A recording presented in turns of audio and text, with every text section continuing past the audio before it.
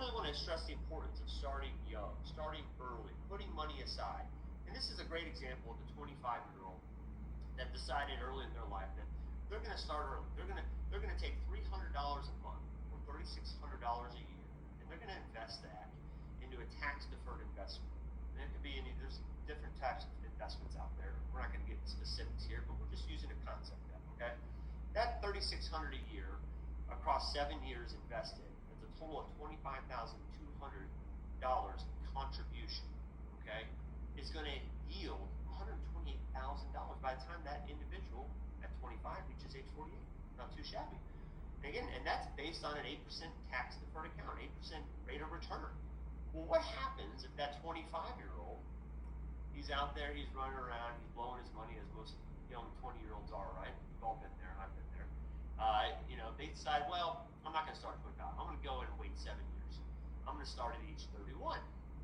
And so then they start at 31 and they take that same $300 a month, $3,600 a year, and start investing that into a tax-deferred vehicle that grows at an 8% rate of return. Only now they're having to invest $3,600 a year for 18 years of their life versus 7 years in the previous example. So that's a total contribution of $61,200. And what do they yield? $131,000.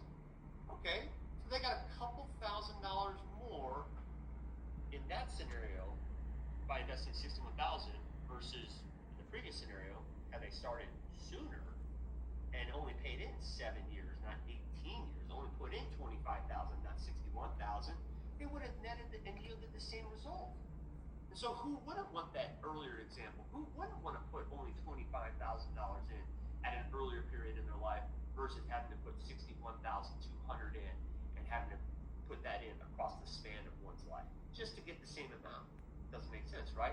So again, start early, start sooner, start often, okay? Now let's talk about a big principle here. This, again, we deal with a lot of CPAs and a lot of tax professionals.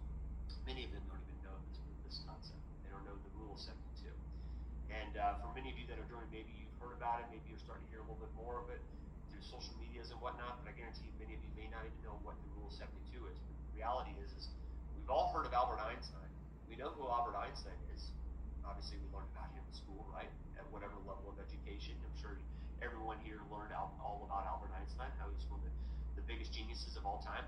Well, he actually coined the Rule of 72 here as the 8th wonder of the world. And actually